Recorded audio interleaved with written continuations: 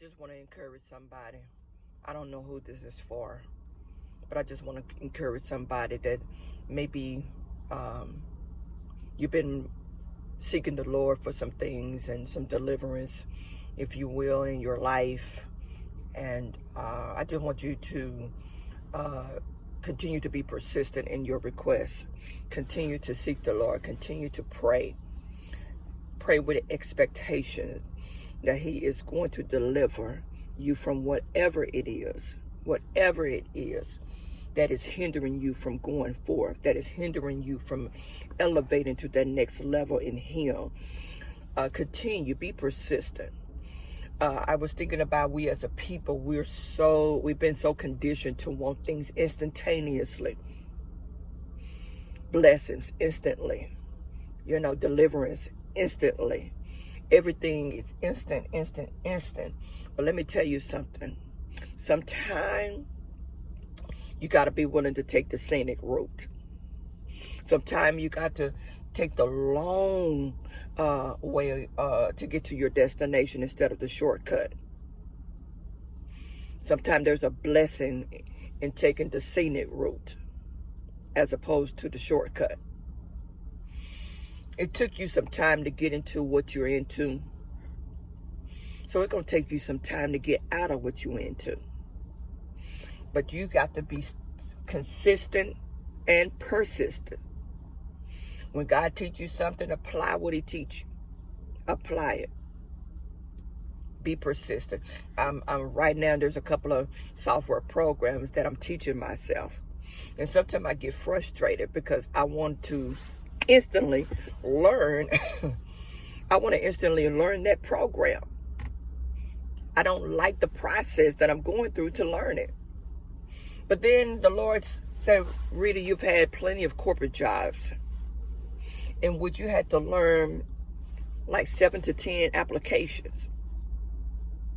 And though it was not easy during the 6 week of training, during the first 2 months of being on the floor, if you will, and the more you kept at working those programs, the better you got.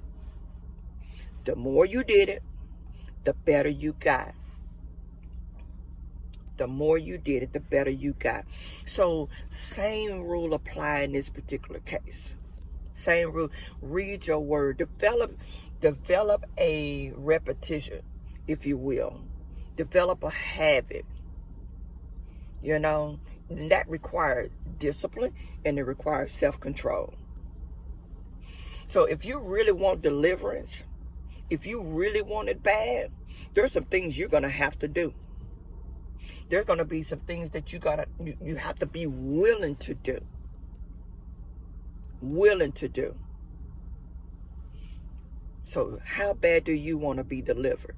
How bad do you want to be set free? How bad do you want your healing of the mind, of the heart, of the body? How bad do you want it? What sacrifices are you willing to make to get it?